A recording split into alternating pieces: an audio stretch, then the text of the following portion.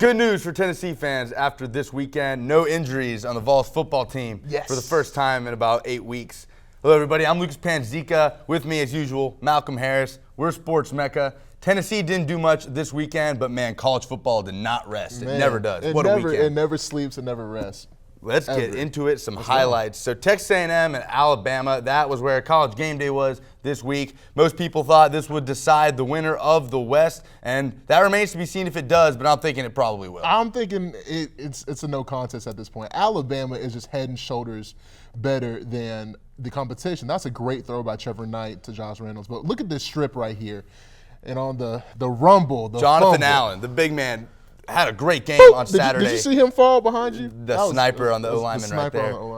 But the non-offensive touchdowns has been the story for Alabama. 10 straight games with a non-offensive touchdown. Can anybody stop this team? I honestly don't think so. When you look at Alabama and their remaining schedule, they play a very favorable schedule with going to LSU as well as Auburn. And those are really the only two, if they can do it, that I see problems happening. But I do not see that really occurring, Lucas. The offense still kind of struggling to find that true identity. Jalen Hurts is running the ball around. He's been electric, kind of inaccurate sometimes with throwing the ball, but I feel like you could plug anybody in under center of this Alabama offense, and that defense would just take care of them. And that run game, too, with that two-headed monster with Damian Harris and Bo Scarborough, I mean, they don't get tired. They just are so physical, and they run north-south. So. And bad news for Alabama on the injury front. Eddie Jackson, the punt returner and defensive back, out for the year. Huge blow for the Tide. They go into a much-needed bye week after that 4-week stretch where they did go undefeated. So now, you mentioned it, only a couple teams left on that schedule that could really challenge them at all. You mentioned LSU. We'll get to that a little bit later. But Auburn is making some noise, man. They are making some noise, and I really like what Gus Malzahn is doing. You know, a couple of weeks ago, the Gus bus was getting kind of hot down there in Auburn, Alabama. But now I think that that hot seat has definitely cooled down a little bit. A single-game SEC record, 453 yards against Arkansas. And this is a team that lost its best running back in the preseason, Javon Robertson. Kerryon Johnson did not play in this game. Cameron Petway has been an absolute monster. My goodness. Just guys are stepping up for Auburn, and they're making some noise in the West. They are. So, the Iron Bowl has always been a game that has been crazy. And, with this last performance that Auburn had over Arkansas, with over 500 yards rushing, I don't know.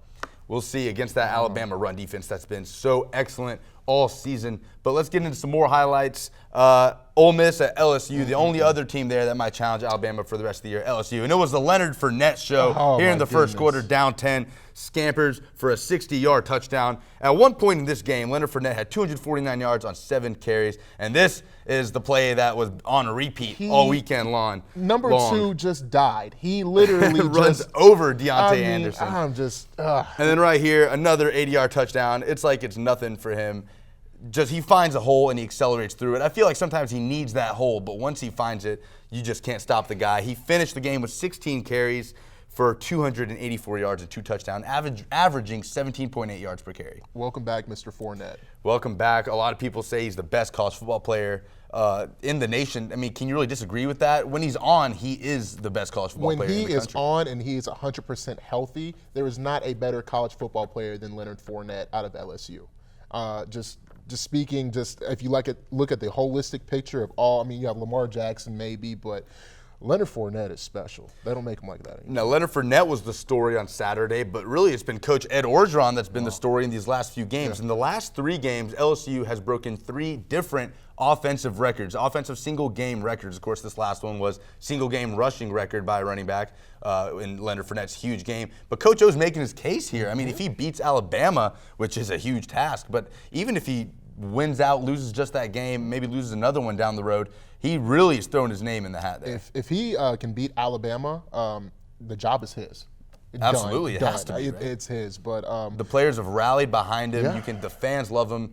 He's not the best X's and O's coach, as a lot of people know. That's what I was going to say. But, he's from the area. He's called it his dream job.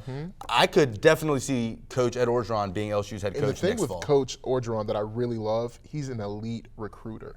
He can get talent. He has ties everywhere from the West Coast to down south. He's from Louisiana, like you said. So if he does win that game against Alabama, it's going to definitely bolster his stock for that job in LSU. Well, let's look at the game of the weekend, probably the game with the most impact on the college football playoff. Ohio State Buckeyes, Urban Meyer's team, went up to Happy Valley. Ooh.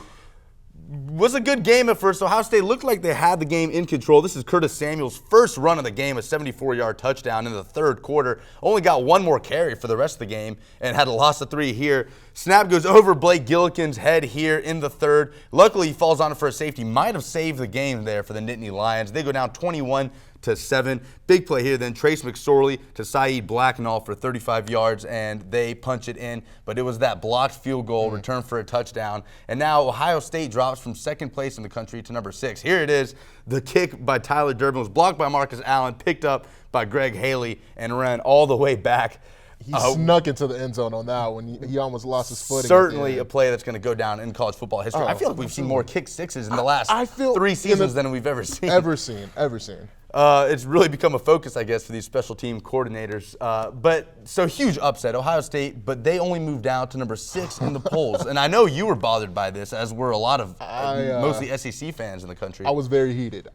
Because you're looking at Ohio State. It's a good football program, as we all know. They were top 4. Actually number 2 going into the game, and you lose to an unranked opponent, and you fall 4 spots. And I know they lost in dramatic fashion, and it was a great fought game from both sides, but you need to be out of the top 10. This Tennessee football team, when they were 1-0, when they beat a great App State football team. You keep watching App State. They're really good. They're good. They're a good football team.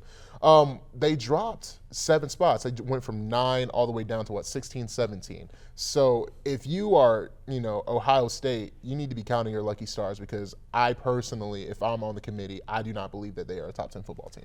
Texas A&M loses to the number 1 team in the country. They're down to the number 9 spot. So they drop 3. Ohio State drops 4. What does this really do for the playoff picture? What does this do for the Michigan Wolverines that have to play Ohio State? Does Michigan want Ohio State undefeated at the end of the year, or are they glad that Ohio State slipped up somewhere?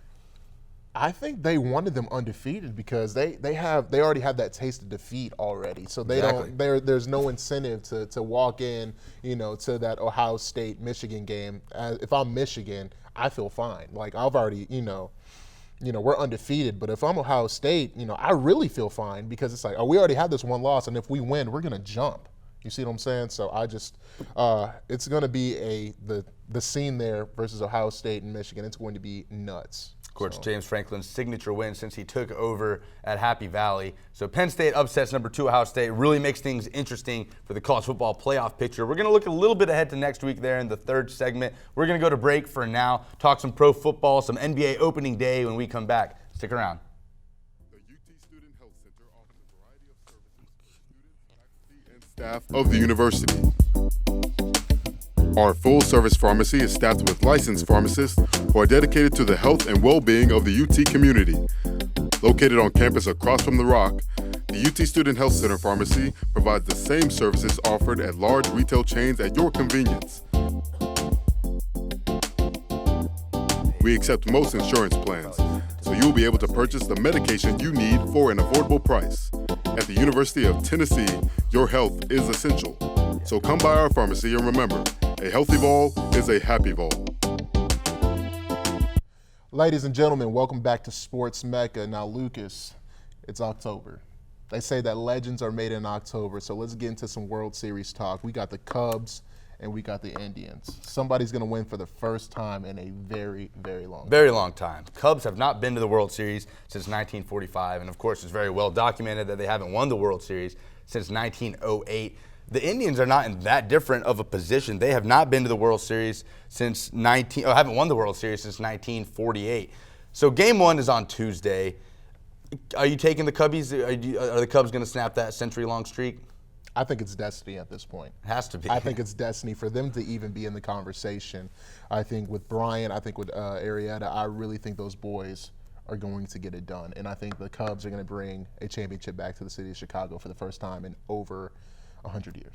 Was an amazing scene in Chicago last week as Yasiel Puig grounded out into a double play, and the Cubs win the pennant. Let's move on now. WNBA. Never get to talk much WNBA, but you got to mention this one. Candace Parker. Candace, good job, Candy. All the personal and professional disappointments this year. What does this moment mean to you? This is for Pat. This is for Pat.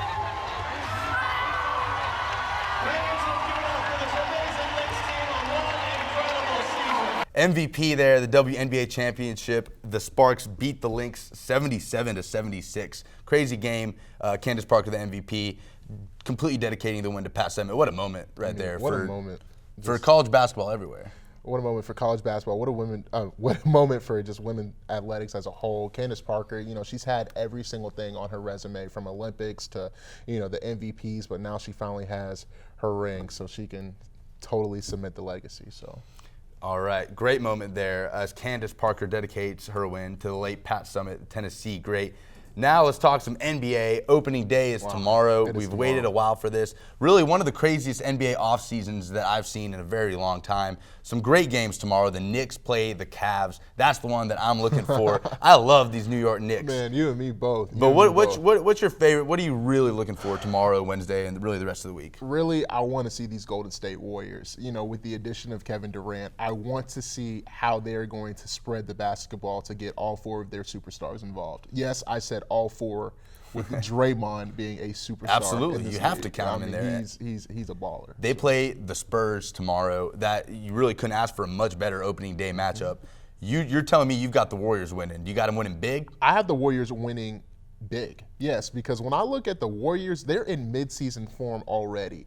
I think that everybody, if you're a starter, you're going to get at least 15. And I honestly believe that they'll have 75 to 80 points in the first half. A lot of people now are saying that over in New York, these Knicks can make a push for a conference title. Are you buying it or are you selling that? Listen, if they don't make a push, they're going to be the most entertaining team in the National Basketball Association. I mean, from Carmelo to your boy Porzingis. You love Chris. You love Porzingis. And Derrick Rose, if he does not get hurt, what is there? You know, we still don't know what Derrick Rose is. So it's going to be a crazy NBA season, to say the least. So. Crazy day tomorrow. You got Cavs, Knicks, Spurs, Warriors. Can't wait to see what happens there. So let's talk some pro football. My Tennessee Titans pulled the Tennessee Titans. I was wrong. They're not going to go 13-3 and win the Super Bowl. It'll probably just be 12-4. But the Titans hosted the Colts on Sunday and played well, really.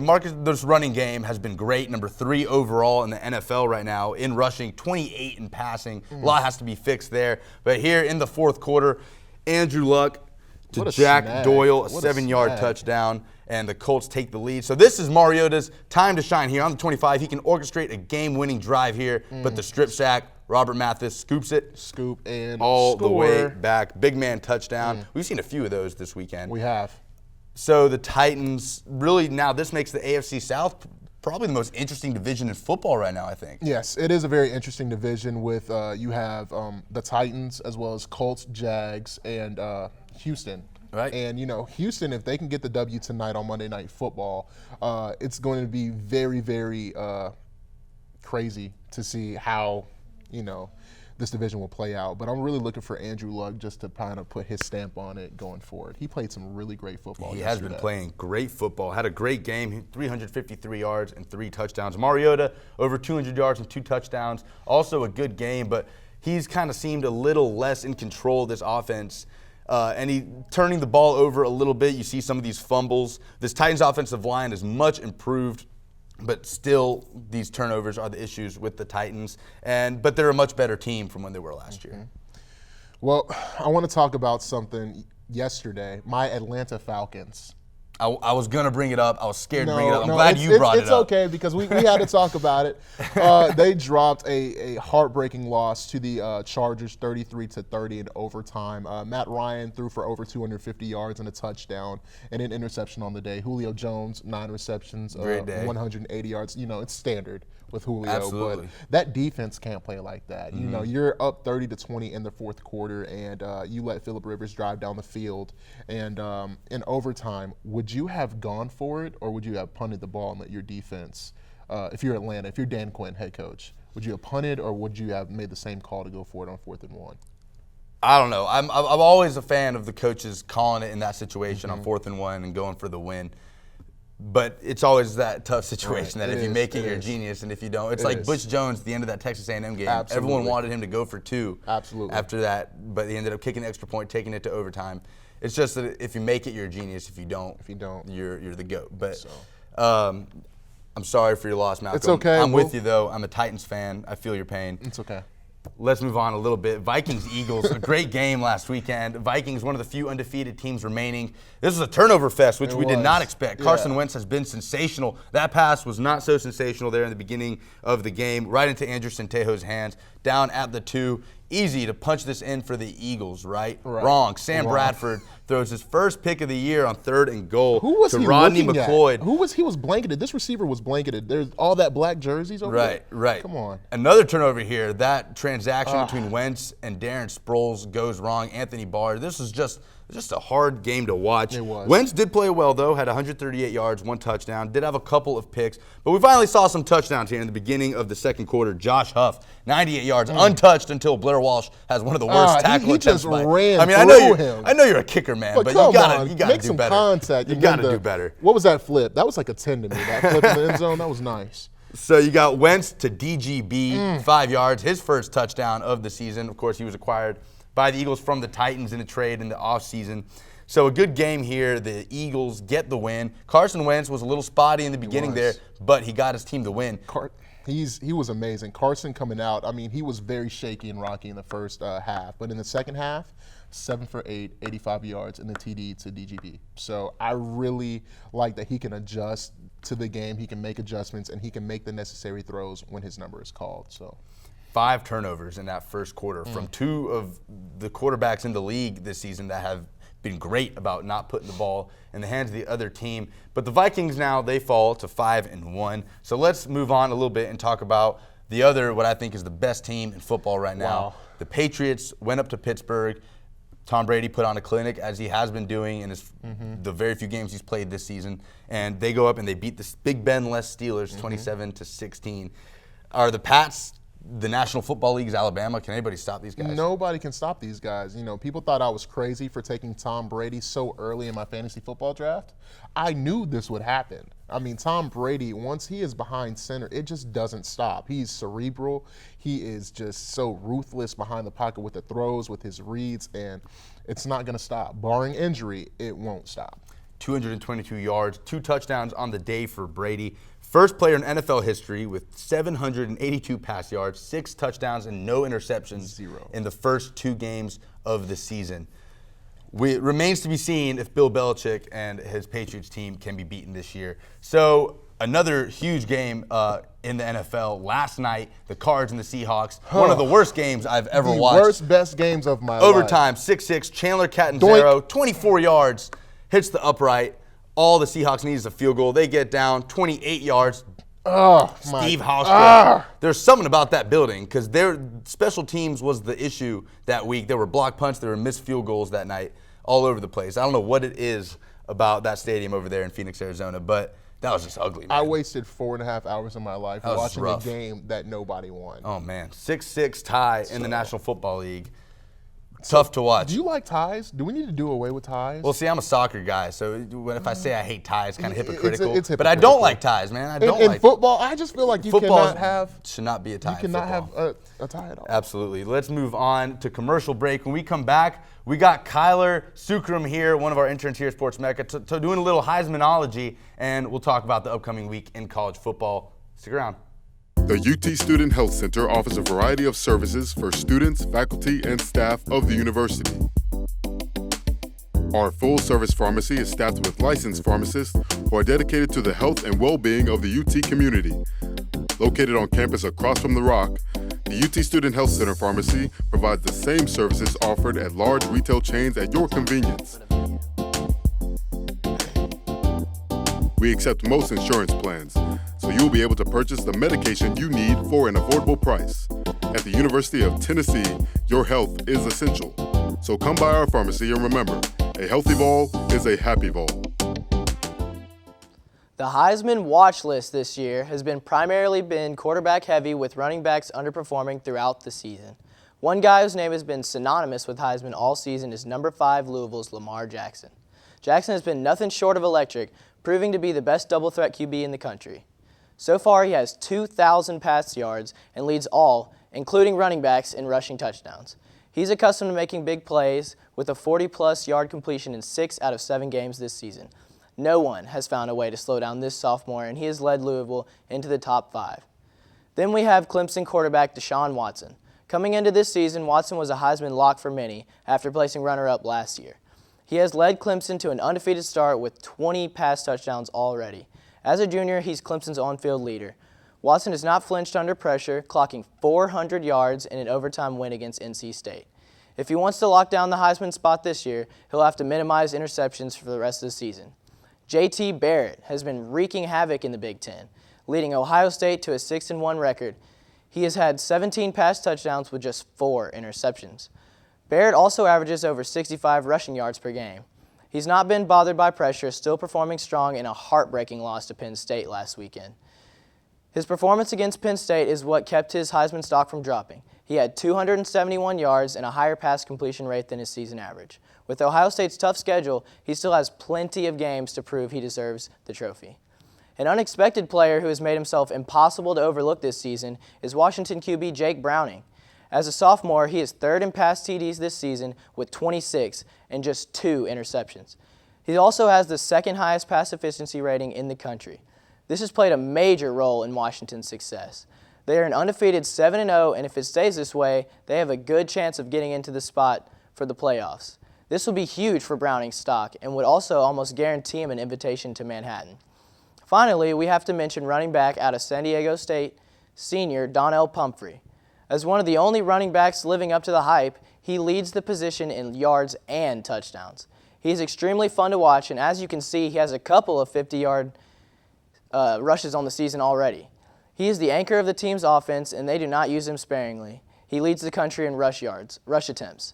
And just recently, he became the leading rusher in San Diego State history, overtaking NFL legend Marshall Faulk's record. He's the reason SDSU is 6-1, and I'd not be surprised if he had an invitation coming December. For Sports Mecca, I'm Kyler Sookram. Great stuff there from our guy Kyler. Man, love that Heismanology talk. That was nice. That was some good stuff in there, man. If you've got to pick one of those guys that Kyler just mentioned to go to New York and hold up that trophy, who do you want to see? Not who do you think will, who do you want to see? Who do I want to see? I love what Kyler said about my man J.T. Barrett. I mean, he is a gunslinger, man. He's going to make a lot of money one day in the National Football League, and his accuracy is what sets J.T. apart. And what about you? Who are you thinking? San Diego State, man. Reppin' Pumphrey has had such a good year, breaking Marshall Faulk's record. Marshall Faulk is one of the greatest running backs in the history of football. I'd love to see him get to New York. He's had an electric season. Like Kyler said, definitely probably the only running back that's truly lived up to the hype this fall. All right, so let's talk some Vols. Okay. Vols are going into South Carolina. And good news finally on the injury front. They're getting some guys back. They're getting everybody essentially back but Jalen Reeves-Maybin. We got some news about Cam Sutton in a couple of weeks. He will be back from that fractured ankle. Darren Kirkland Jr. is also supposed to be starting this week at South Carolina with his ankle injury as well.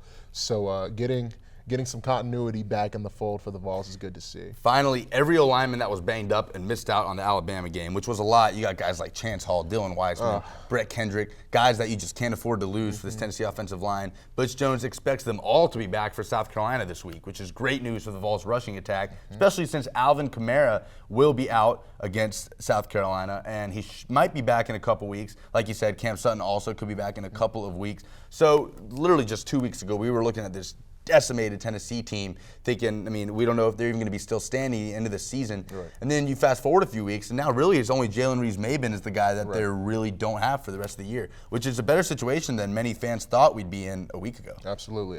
So it's going to be, hopefully we get, Cam back sooner rather than later to get him some reps if we, in fact do make it to Atlanta for the SEC championship. So. To do that, of course, Vols have to win out. Absolutely. Need Florida to lose. Will it be that easy for the Vols to win out and go for the rest of the season? The biggest opponent for Tennessee coming up is actually Tennessee? And that was a trick question because the only person that can beat Tennessee is themselves. If Absolutely. they, don't play great offense, if they don't, have all the P's and Q's sounded off on defense, they will lose a ball game. I'm not sure who it's going to be to, whether it's Vanderbilt with that stout defense. That's a great defense. It's a very good defense. And at Vandy, it's a great defense. So the biggest opponent for Tennessee is Tennessee. I absolutely agree. We've seen them beat themselves in the past. And you got a couple of trap games there. South Carolina, Tennessee is always a close game. Kentucky coming in, Missouri. Butch Jones mentioned it in his presser today. It's not very often you get to this stretch in the end of the season, and Tennessee now is that game that every team is circling on their calendar in the SEC East. So the Vols need to be wary. This is not going to be an easy stretch. It's not going to be easy at all, but I think if Tennessee plays their best football, which we still haven't seen, that it won't even be a contest with these next 5 games. A couple other good games in the college football world. So the largest outdoor cocktail party, big one for Tennessee fans. Butch Jones said today he's not going to be paying attention to it. I don't buy that. Tennessee needs Georgia to lose. Can Georgia pull this off? Georgia cannot pull this off. They're not a good football team. I love Jacob Eason again. I think he's going to be a star in the Southeastern Conference for years to come. But, unless Nick Chubb just has a field day with Sonny Michel in the backfield for Georgia, I honestly do not see Georgia coming out on top with this victory in Jacksonville. I agree with you. Georgia, really, like you said, not that good of a football team. I think Jacob Eason could be the #1 pick in 2 years, 3 years. Easily. But you're right. They are not the football team. That feels like they've kind of almost digressed a little bit as the season went on. And Florida had a bye week this week. We don't really know how they're going to look. Luke Del Rio will probably be back under center in that game. So huge game for Tennessee. I think Florida will lose somewhere down the stretch. Don't think it's going to be this weekend. I agree with you there. Clemson, FSU, another big game in terms of the playoff picture. Clemson is still undefeated. If they go the distance, they'll probably go right into the playoff like they did last year. Going to Florida State. Florida State been kind of in Tallahassee. Up and down. It is in Tallahassee. It's in Tallahassee, okay. Florida State been an up and down team this year. You've got Florida State. I've got Florida State. I think Dalvin Cook is really, really, really special. I mean, he's arguably the best player in the ACC, and I just feel like his combination of speed, agility, and shiftiness, it's going to be too much for Clemson to handle. And Deshaun Watson has not had a bad game yet, and I think he is due for one. And with this athleticism on this Florida State defense and a hot seat kind of with Jimbo, I like Florida State's chances here. I like Clemson. I love Deshaun Watson. This is Clemson's biggest challenge, I think, for the rest of the season. They're not a cupcake schedule going forward, obviously, but I think this is their biggest game for the rest of the regular season, and I think they're going to come out and perform. Florida State has been kind of spotty at times. They had a huge win a couple weeks ago down in Miami, but I've got Clemson in this one. All right, let's go to the one that everybody wants to know about, Tennessee going to South Carolina. Do the Vols go in there and lose to the Gamecocks? No, Will Muschamp for a 5th year? The Vols might finally beat Will Muschamp. Finally. We have not beat. Never. No. 0-4. Yeah, we haven't beat Will Muschamp. I think that they're going to walk into Bryce Stadium and do some damage. I really feel that, in order to beat South Carolina, 3 words: stop Jake Bentley. You have to stop him. The kid, I was watching UMass versus, and I know it's UMass. I know they were awful, 1-7. This guy made some throws, Lucas. He is very accurate. He is very mobile on the run, and he can put it where he needs to put it. He had 2 TDs, 0 interceptions, and he's a true freshman. But he skipped his entire senior year, so he should have been playing in Opelika High School in Alabama last Friday. But he's starting, and he's going to be starting again for the Gamecocks this Saturday. So Tennessee, no stranger to running into these backup quarterbacks coming out of nowhere, performing well against them.